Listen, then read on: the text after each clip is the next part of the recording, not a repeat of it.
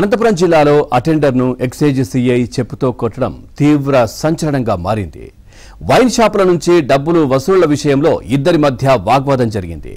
ఈ నేపథ్యంలో అటెండర్ను హసీనా బాను చెప్పుతో కొట్టారు. ఈ వీడియో ఇప్పుడు సోషల్ మీడియాలో వైరల్ గా మారింది.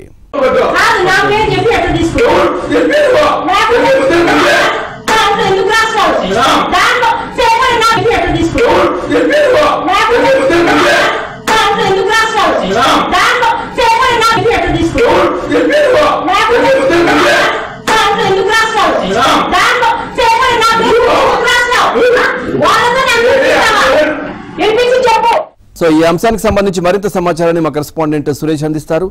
సురేష్, పూర్తి డీటెయిల్స్ ఏంటి అంత విచక్షణారహితంగా అటెండర్ నా విధంగా సిఐ కొడతా ఉంది? అసలు ఏం జరిగింది, ఏంటి పూర్తి డీటెయిల్స్?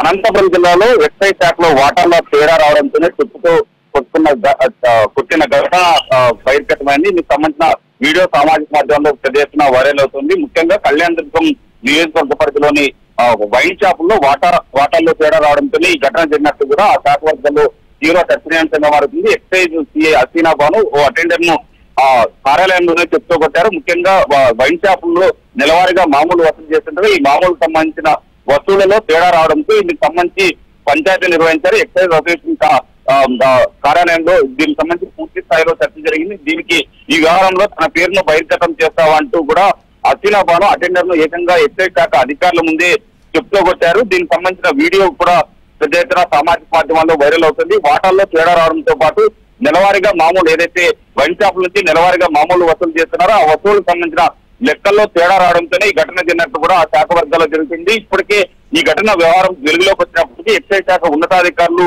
ఈ 2 రోజులుగా ఈ వ్యవహారం తీవ్ర చర్చనీయాంశంగా మారినప్పటికీ ఆ శాఖ ఉన్నతాధికారులు ఏమాత్రం స్పందించకపోవడం చూస్తుంటే కింది స్థాయిలో ఎక్సైజ్ కానిస్టేబుల్ స్థాయి నుంచి ఈఎస్ స్థాయి వరకు కూడా మొత్తంగా వైన్ షాపులకు సంబంధించిన వ్యవహారంలో వైన్ షాపులకు సంబంధించిన వస్తువుల మామూలులో మొత్తం అందరికీ బాగుతామన్నట్టు కూడా చెప్తున్న పరిస్థితి కనిపిస్తుంది. అందుకోసమే ఆ శాఖ అధికారులు ఎంత మాత్రం స్పందించడం లేదు. ఎక్సైజ్ హసీనా బాను ఏకంగా ఓ అటెండర్ ను చెప్తూ కొట్టినప్పటికీ స్పందించుకోవడం చూస్తే ఖచ్చితంగా ఆ శాఖ సంబంధించిన అన్ని అధికారులు అందరికీ కూడా ఈ వ్యవహారంలో వాటా ఉండడంతోనే దీనిపైన ఎవరు నోరు మెదపడం లేదనే చర్చ జరుగుతోంది. Pawan, right, thank you Suresh, thanks for the updates.